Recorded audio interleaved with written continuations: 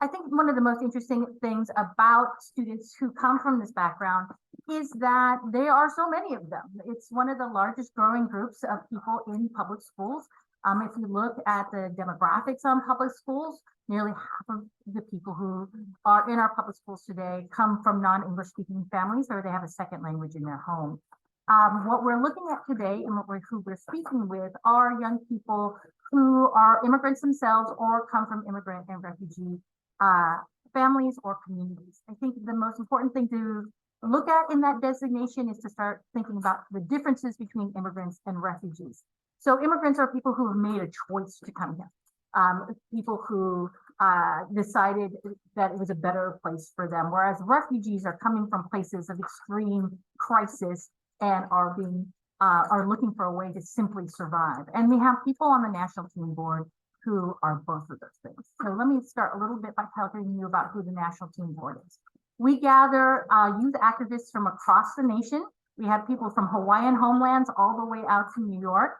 And we are looking for those really rich intersectional identities, people who can talk to a wide breadth of experiences. Among our national team board members are people who came here very recently within the last 2 years, all the way to people who are descendants of Mayflower folks. So in their work together, we do a lot of talking about how do we create belonging. The immigrant and refugee experience is deeply, deeply isolating for some people, mostly because of two reasons. Sometimes children are not allowed to talk about or don't feel safe talking about their experiences as immigrants and refugees. They are either because of legal reasons, they have to protect their status. They can't let on what their status is within this country, which makes it so they're carrying a secret. And also to a lot of what our kids talk about, some of their proudest moments, their survival, their resilience, how they came here, you can never tell anybody. And so once they start not telling people about that, then it becomes the thing that is most defining about who they are, but becomes their secret. Then as more rhetoric or more cultural differences around immigrants and refugees start surrounding these young people in a negative light, it can become one of those things that makes you retreat farther and further within. Then there's a secondary thing. Kids talk about telling one person that they're undocumented, or telling one person that they're a refugee, or that they cannot return to their home countries. And then those people just simply stop talking to them. There becomes a distance between them. And this is where Beyond Differences comes into that space. And this is where we start talking about social isolation, what it means. Sometimes you're in a room full of people, but you feel deeply, deeply alone. So when we went and found these national team board members, what we were really looking for was people who could speak to that experience. What does it mean to not be able to share something, to go further and further within oneself, and then to be in an environment that got further and further apart and to feel that deep and deep isolation in moments. What's terrific about these children is that they each tell a story of how they navigated their way through, how they took those steps, how they turned their pain into power, and how they work together on the national team board in moments like this to be able to communicate what they're feeling and to offer steps forward and out of social isolation in proximity of immigrant and refugee states. Okay, so Frederick, how are we with figuring out our technical difficulties? I think I see Avery in our participants list if we want to get started. And then if I see a couple folks are still having trouble connecting to audio, so I don't know if that's on their end or ours. But if you want to look through the participants list and see if there's anybody else who we should be spotlighting, we can definitely do that. And Helen is coming. Hey, terrific. Hi, Avery. I want to introduce everybody to Avery Palacios. She is here. She is one of our most vocal members of the National Team Board. And she's here to talk about her experiences. Avery, can you introduce yourself for us? Yeah, hi everyone. My name is Avery Palacios, as Sally said. I'm 15 years old and I go to school at Marin Academy in California. But I'm also the daughter of immigrants from both Mexico and Peru.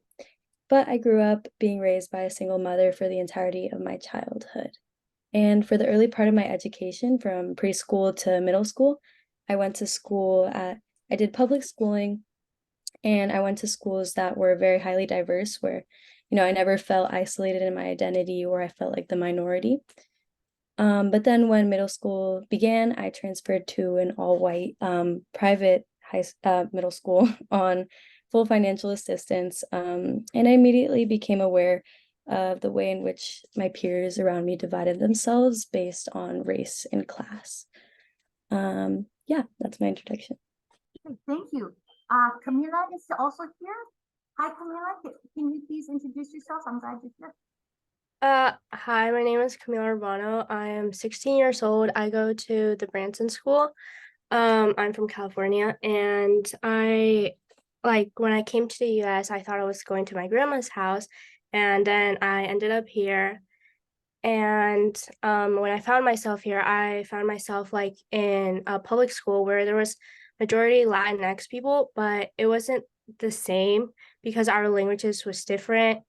And I struggled to find people that spoke like me. Like there were certain words that I didn't find myself using and would sometimes try to change my vocabulary in order to fit with them. And then when I went to a private school, which was predominantly white, I found myself also, I don't know, it was still a big change. And I find myself now being speaking the way I used to speak Spanish, like with the same vocabulary as my Peruvian one. So yeah. Thank you so much. Edgar is also in the room with us. Edgar, do you want to introduce yourself? Hello, my name is Edgar Ruiz. I'm 15 years old. I go to the Branson School currently. I used to go to an mainly Latino school called Venetia Valley. I am in California. I am from a household that only speaks Spanish. I grew up sharing a room with my sister, where if I sat on the bed, I could rest my feet on hers. I am a mama's boy who has run with every opportunity to raise my family up, and I will keep going. Thank you very much, Edgar. Helen, I see you're in the room. Yeah, hi, I'm Helen Colvin. I go to Hercules High School in Hercules, because it's the only high school in there, and in California, and I am a senior. And I'm the daughter of a strong Thai woman, and I've seen her code switching my entire life, and so I've adopted that skill as well. And yeah, sorry. That's okay. I'm really nervous. No, yeah, it's hard because there's so many people in the room, but I think Yeah. everybody wouldn't be here unless they wanted to hear from you. And so I think take a big breath and we'll just have a conversation. Okay, I'm going to go to Alondra. If you think of something else you want to say, just ping me and I'll open it back up. Hi, Alondra. Do you want to introduce yourself? Hello everyone. My name is Alondra Maldonado. I am a senior at Sanderville High School. I am a first generation student, and my entire life I've had to kind of at a young age be an adult and step into adult roles and fulfill expectations that were set for me at such a young age. I had to constantly translate paperwork, and half of the time I didn't know any of the words that were on the paperwork, but I had to somehow make something up and summarize as best as little me could for my immigrant parents who were struggling. So thank you all for being here. So what you heard a little snippet of is the different lives and worlds that people live within, and immigrant and refugee students. You might notice none of them talked about school dances or choosing classes or the drama that normally happens of just being a middle schooler or just being a high schooler. Immigrant and refugee kids have a whole other weight that they're carrying that sometimes can be incredibly isolating for them. They're carrying the weight of Alondra was talking about being the primary English speaker in the home and being the one that has to carry all of the weight of being the English voice to an outside world. Edgar talked about being in a small place and sharing it with his sister. Helen talked about being raised by a strong Asian woman and learning how to code switch. Camila and Avery both talked about this idea that they went from one environment to the other and found these spaces that were difficult for them to navigate. What I wanted to talk about now is how do we, as the young people in this group, by the way, this team has written an entire curriculum for teachers that looks specifically about ways that you can create belonging in your classrooms for immigrant and refugee children. There are tons of lessons, things that you can do in 15 minutes, things you can do in a class period, things you can do all semester long, all free, and all informed by the very people who've gone through the experience. It's a very interesting thing and wonderful thing that's unique to Beyond Differences programming. So what I wanted to talk about with the young people in the room today is about the things that could make classrooms more welcoming and create greater cultures of belonging for immigrant and refugee kids. So I wanted to start first with Alondra because Alondra created 2 art projects that have gone out across the nation and have been engaged in schools and gotten wonderful feedback from students and teachers alike. And I wanted to talk to her a little bit about why and how she came up with the idea for creating belonging for immigrant and refugee students. Go ahead, Alondra. Sorry, can you repeat the question again? Oh, sure. I went on too long. That's on me. Can you talk to us a little bit about how you came up with your ideas to create belonging for immigrant and refugee students with your art projects? Yeah, when I created the Shadow Box project, which is a project where students can express themselves artistically without having to know like perfect English, I thought of my ethnic studies class I took my freshman year of high school and how it was the things that we were talking about was we were kind of being pushed in a way where we weren't allowed to express ourselves. And I thought of just how growing up being the first generation, I've kind of had to figure things out on my own and pave way for my younger siblings. So I created the Shadow Box project being a project where students don't have to like, say or know perfect English to express themselves and their emotions that they're feeling. So I kind of went from a point of view of what little me would have wanted to see in my schools, and that's how I had created like the Shadow Box project. Okay, so the Shadow Box project is available on our website, free, and you can download all the pieces. And there's a full lesson plan for it as well. What's really wonderful about it is that it is like a traditional shadow box. There's a front pane and then there's an inside.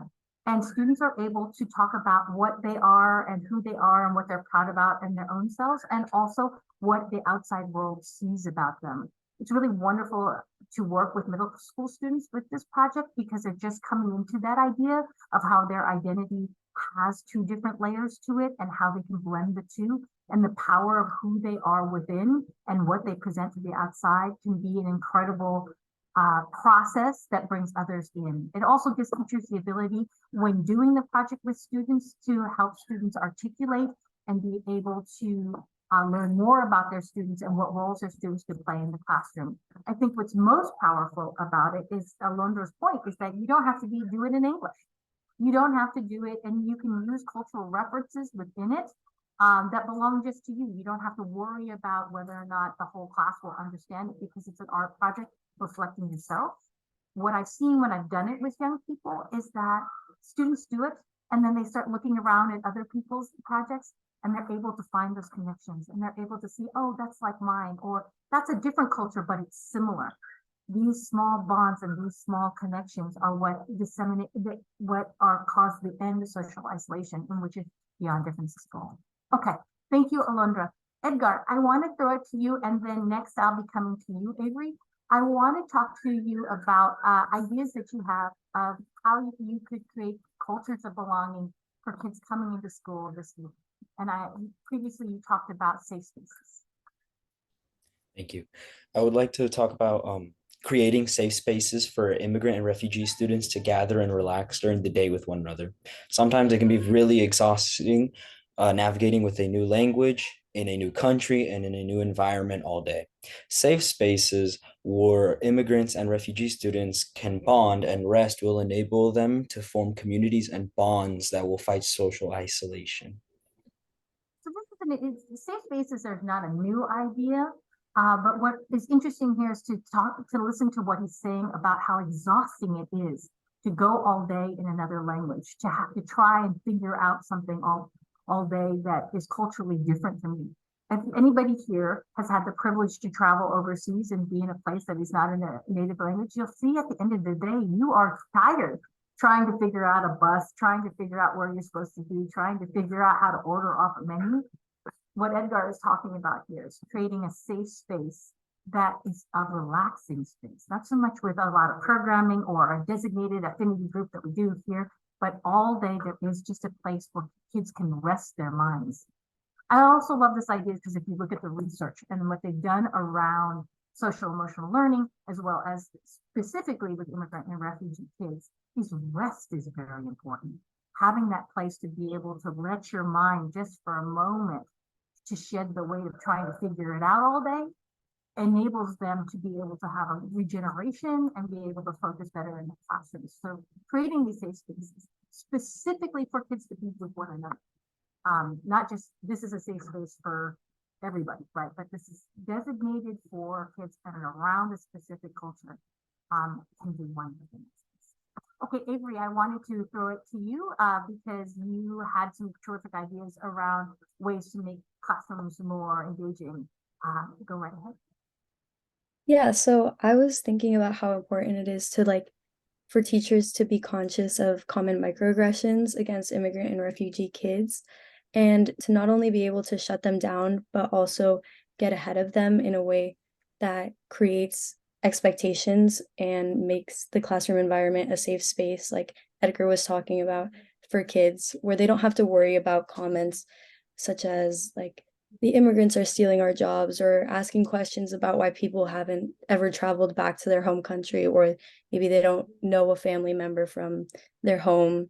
And also the idea of grouping together all immigrants or refugees, or assuming that they're all Latine or that they all come from Mexico. And different comments like these, which are super hurtful but often come up in classroom settings. I think it's really important to make clear in classrooms that these comments are not okay and that they really are hurtful. And when it's brought up, step in and shut down the comment, because I think it's important for teachers to deal with the situations instead of making the immigrant or the refugee kid deal with it and isolating them or making them feel called out because of their identity. And modeling the way to talk about these issues and about the right ways to go about building trust after harm, as well as teaching the students why the comments are hurtful and about the impact is super important. So I wanted to talk more about this. One of the number one things when the National Team Board got together, we actually one time had over a 3-hour-long class in which all the children got to talk about all the things that they had heard throughout their educations that made them feel isolated, that silenced them, that made them feel as if they didn't belong and that there wasn't anybody who would understand them. And that a lot of them were said in passing. And on face, some of them were really terrible. But the ones that were just said in passing alone don't seem that detrimental. But when students started talking about how often they hear these messages, and how often they're told who they are as immigrants and refugees isn't correct, or there's something wrong with it, they just got more and more isolated. And also other people read into those comments as well, that students who had those identities were lesser, and maybe you didn't want to be friends with them, or you didn't want to connect with them.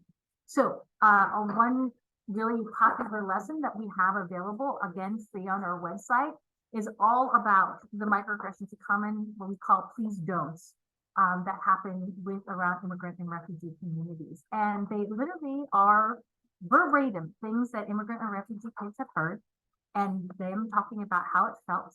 Then there's a part that was created by educators that explain what the root of these beliefs are, so you can explain it. And then it also gives teachers and educators tips of how they could heal the harm by centering immigrant and refugee kids versus perpetrators' voices. and allow them to create healing and build safety again within the classroom. But it's very specific.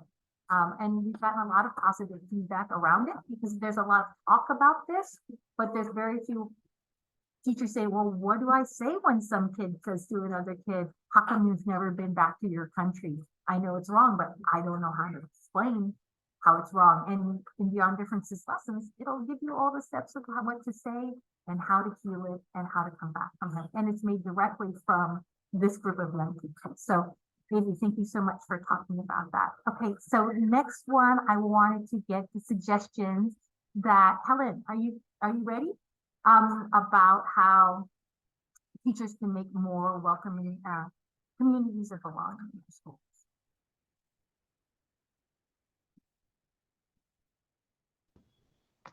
Sorry, you said Helen, right? Yes.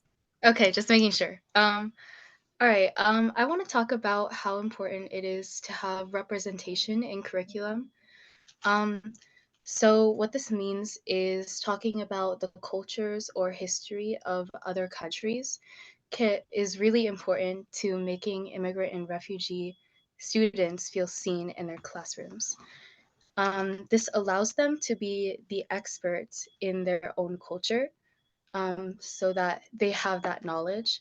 But also it's important to not put these kids on the spot and like have them teach the class about their culture unless they want to. So the good thing about this is they have the choice. But it's also important to be aware of how you're teaching these other cultures, because oftentimes when teaching other cultures, it's very easy to teach it through a Western lens.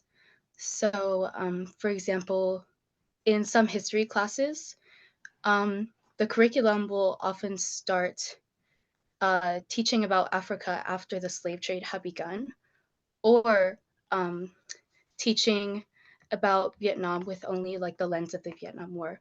Those are just two examples. But yeah, so make sure like that it's not through a lens of Westernness.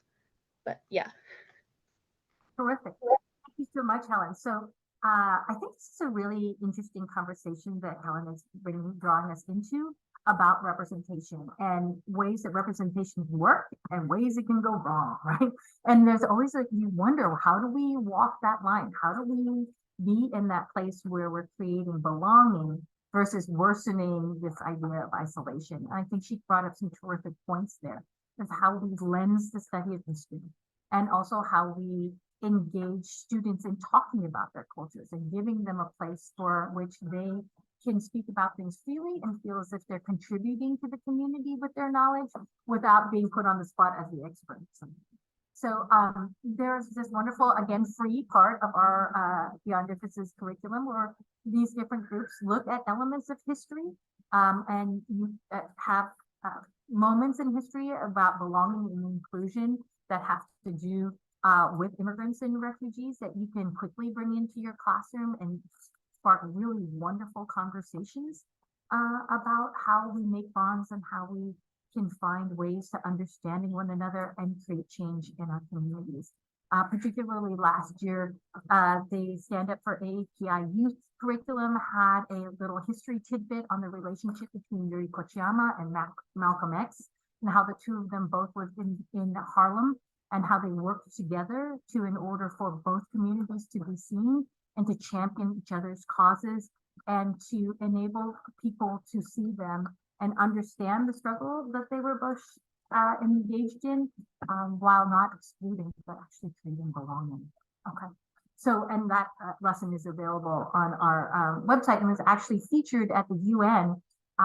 The two young people who created that they were featured at the International Day of Peace at the UN last year for that lesson that they built, particularly in this time where divisions are strong and both the crisis with violence within both the African American and the Asian American communities play a role in what kids' lives are like and can be incredibly isolating and we can feel incredibly unsafe and erode all of our work and belonging. Lessons like that available through Beyond Differences will give teachers a place to jump off from. Okay, So I am talking too much and I want to make sure more kids talk. Camila, can you tell us about your ideas of how to create belonging for immigrant and refugee students?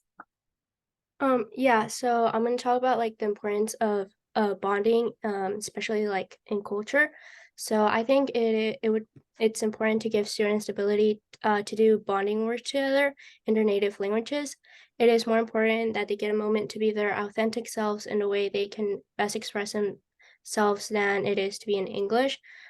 This will help them be able to create a community that they can form more stronger connections, and they will be sharing like their culture and what they do together.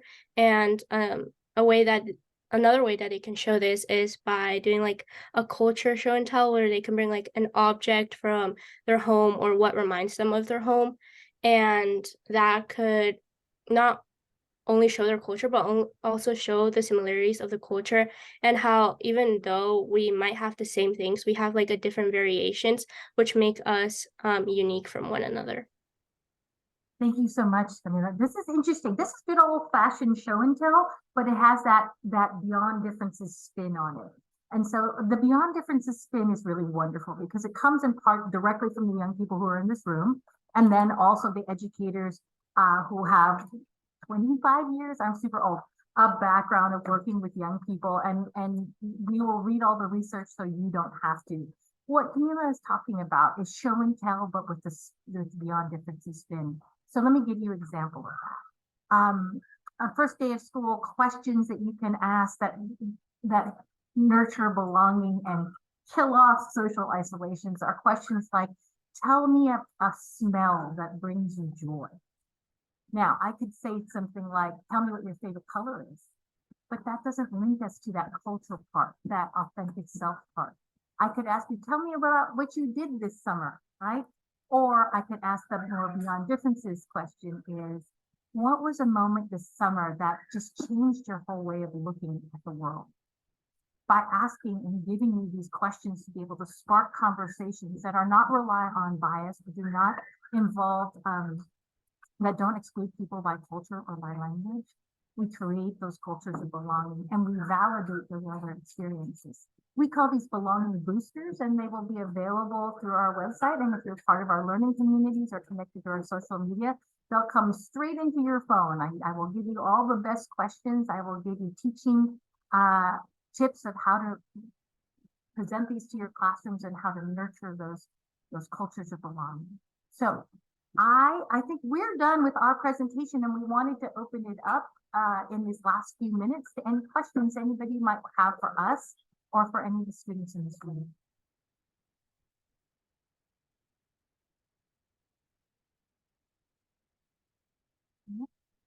Okay.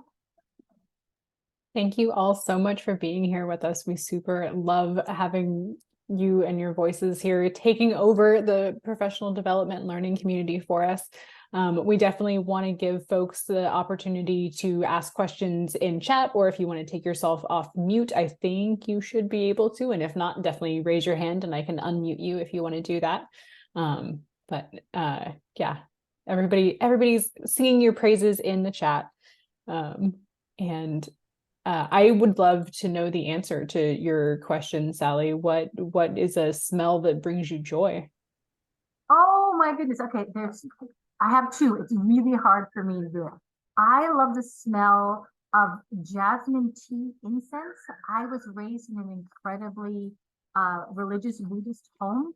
And when we used to gather at the end of the day to come together in prayer. And the way that we all knew when to come is that somebody, usually my grandmother, would light this incense.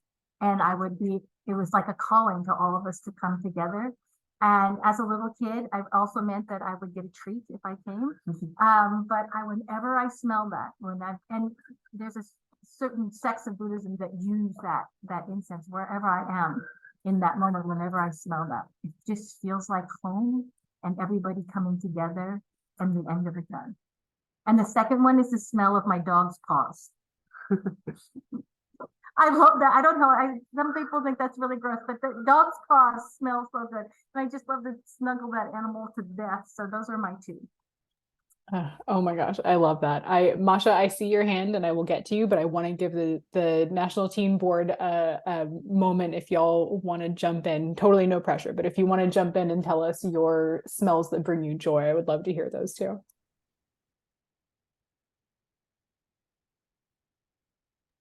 I have one that I could share. I think one that really brings me joy and like memories of my grandma as well is Vicks Vaporub, like Oh, yeah, because whenever my grandma used to live with me and we shared a room, whenever I was sick or I was like not falling asleep or I just like was like not resting, she would rub my back with Vicks Vaporub. And it was just so comforting. And I'll like every single time I smell it or smell anything like similar to that, it always reminds me of my grandma. And I love this one. for those of you who don't speak Spanglish, Vicks Vaporub is Vicks Vapor Rub that you can get at Walgreens, but it does have a magical scent. Is there anybody else who'd like to share a smell that brings you joy? I have one I would like to share. Okay. The smell of my mom cooking a big, really big pot of pozole. It's a traditional Mexican dish. My mom cooks it during December, usually the week of Christmas. Since we celebrate the 24th, she starts making it the 23rd, and it cooks all night, and it just smells really good. It tells me that family is coming, and we're all going to unite and have this beautiful dinner among the stars. And it's just really nice to have that Christmas feel and warm food. It's really comforting to me. Wonderful. I'm going to try and get an invitation to that dinner. Definitely. Does anybody else want to? So what you're hearing here, by the way, if you want to know the wonderful research behind it, smells are one of the most primal things, right? And it's also something that can give comfort. It is also something that is, everybody has a sense of usually like of a food or a family or a moment. And so by tapping into that deeper part of kids' identities and those wonderful joy-driven moments that are so sense-based, that drawing in and creating belonging is just giving steroids. And that's why we love these Beyond Differences belonging boosters, because we can help you get into those really terrific spaces of sharing and bonding. Anyway, does anyone have another one? I have one. It's like when you go outside in like the balcony, like it has to be early morning, and the air, like if you smell the air, it just reminds me of Peru when I'm in my grandma's house with like, because you could smell the eucalyptus, and because there's trees here, and you in my grandma's house there's so many eucalyptus trees. It just I love it, but I have to wake up very early if I want to like smell that. I love how you found the home smell here in America. That must have been really amazing when you found that. That's a terrific story. Now I have eucalyptus outside of my house, and when I get up in the morning, I smell it too. And now I will think of you. Thank you for that. Anybody else? I do. Sorry. You can go ahead. That's okay, you can go. Okay. I also really like the smell of incense, but since you already talked about that, I'm gonna go with fish sauce. Because I love fish sauce.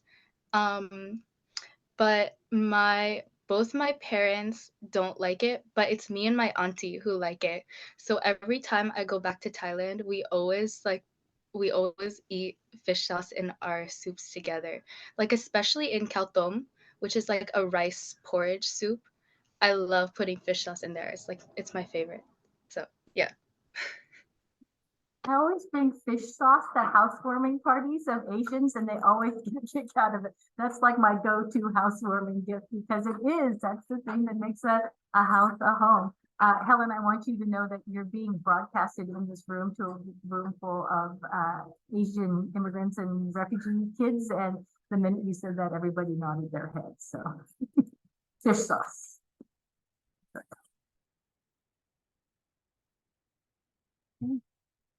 For me, kind of adding on to what Edgar said, like the smell of the traditional Guatemalan food, but I feel like any traditional meal that is cooked, like you have to add in the spice. So what made me think of it was like my mom burning the jalapenos and the tomatoes and the onions. And although sometimes it can get a little bit like suffocating and you feel like you can't breathe, I feel like it just kind of like reminds me of home and reminds me that there's going to be like a warm cooked meal that's going to be cooked up pretty soon. That's Thank you. fantastic. All right, Masha, can you unmute or do I need to unmute you? I think, yes, I can unmute. First of all, just thank you guys so much for sharing your stories. It's really meaningful. And now I'm really hungry. But my question was this, as an educator, I'd love to know, has there ever been a time when a teacher or somebody in school has said something or done something that has made you feel like, just even for a moment, like letting your defenses down, feeling comfortable, feeling that sense of belonging?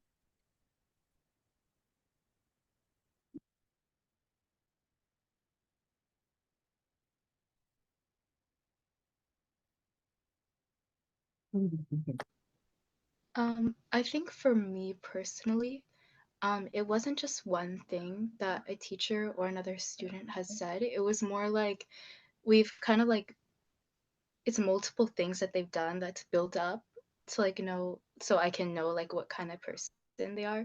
Because for me, it takes me a while to like warm up to people.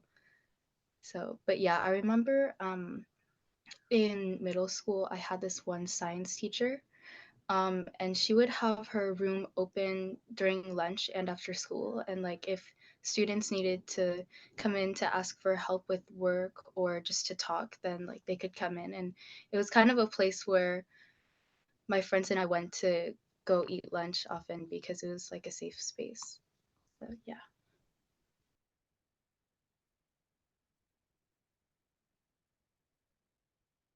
Have a pretty great story myself, and I don't want to take time from the national team board, but when I was young, I was the only Japanese speaking person, and they didn't have anybody. They had a Spanish speaking thing, and they had somebody for Mandarin, but they didn't have somebody for Japanese, and so I was sort of just stuck in the back of the classroom, and I just sort of went from classroom to classroom and just followed around as best as I could until I got into one classroom that had a teacher that actually sat me at the front.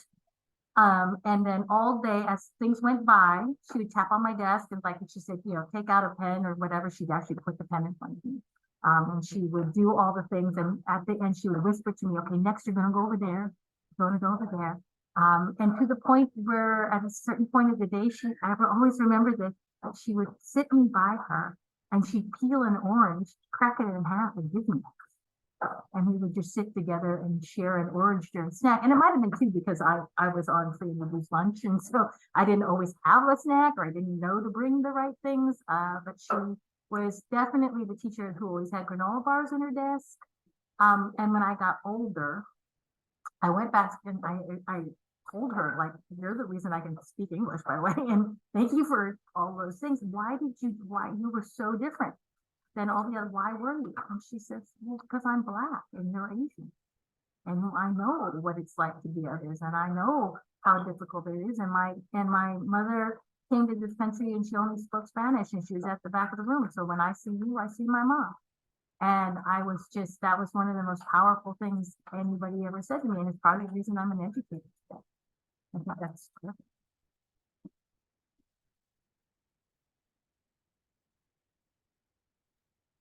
I have a thing. It was when I remember we had like an open house night in my school, and there was this other teacher who was also Latina, and I remember her. I was with my parents, and no one ever asked us, "Oh, how do you do this in Peru?" And I feel like just trying to learn about someone's culture can open up so many things. It's a way to bond together, and especially because she was also from South America, it was more like, oh, I found someone that's not exactly like me, but I have something like me. And I think always trying to learn about different cultures is important, and like asking, oh, what do you like about what do you do, or the traditions they do, it I'm pretty sure like many students want to talk about what they do and how they feel when doing that.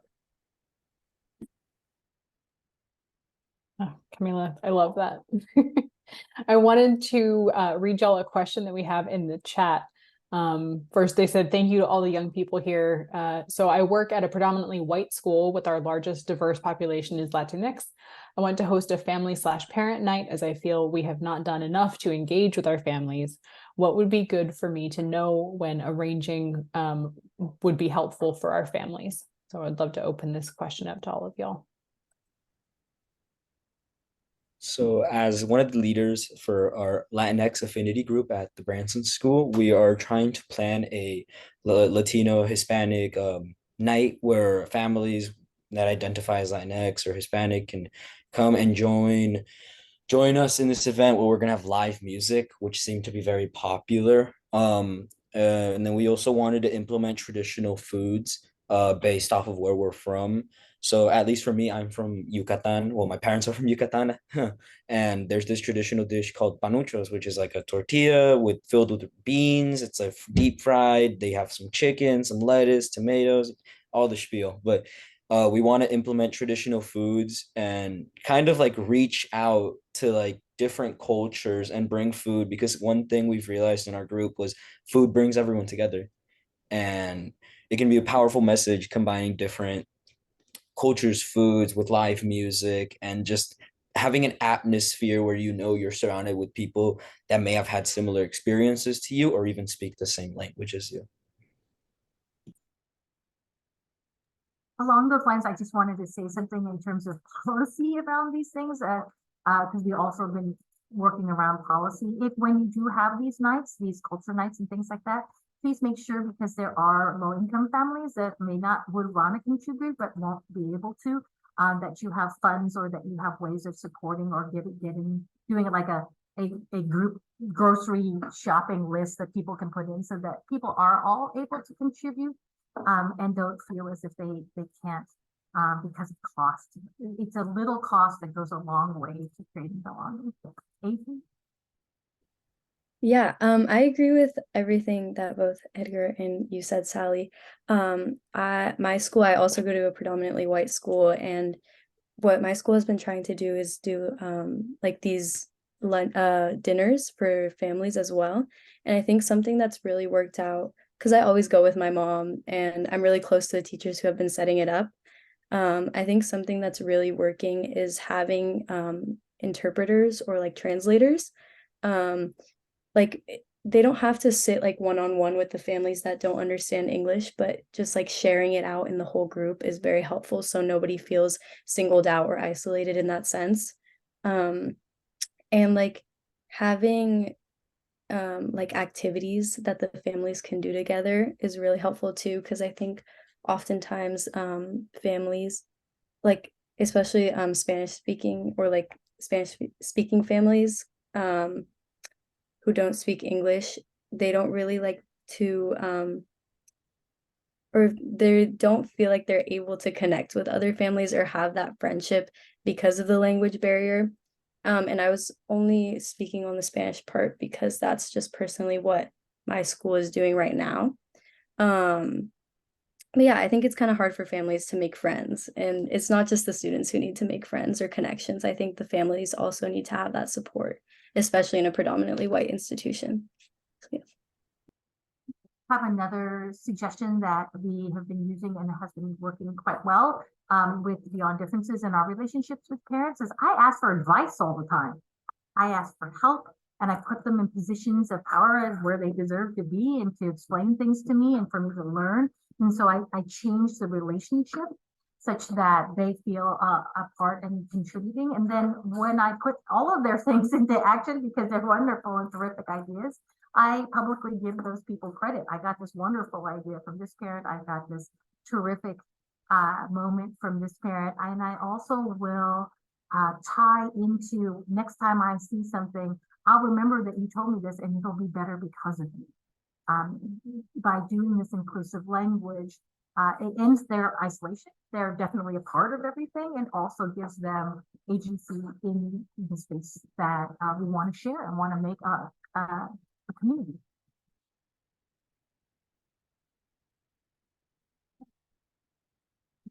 I have maybe like a small suggestion. I think even like considering like the time that this meeting is being held, like not setting it up where it's like in the weekday in the morning, because then I feel like it makes it less likely where the families are going to come in because they can't miss work.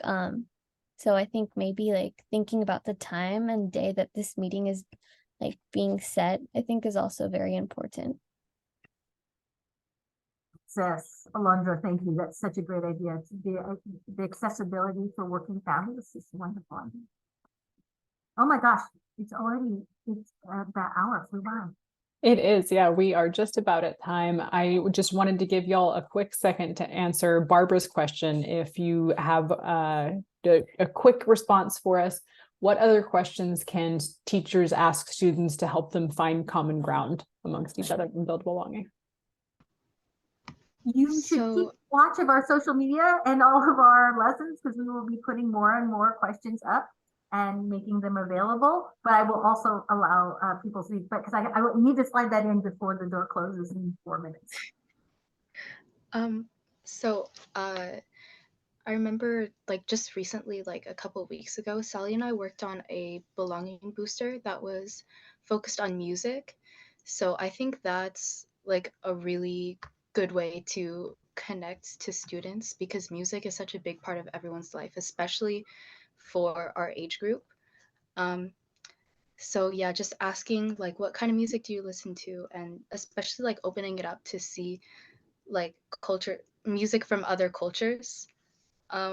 Yeah, if you can find that belonging booster, then you can. Yes, Helen's belonging booster just Beats for Belonging just went out this week, and it's a full lesson on how you can make a class playlist based on everybody's favorite hype song or relaxed song.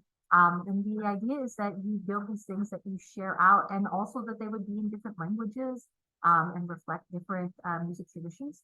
Although I recently, some people have already done it, and there's just a lot of BTS, but nothing wrong with it. But I'm sure that those will make appearances everywhere. BTS and Beyonce seem to be crossing all cultural boundaries. So, but yes, definitely there will be more questions and more lessons to really get students engaged, and things you could do in 5 minutes, or if you want to take a whole class period.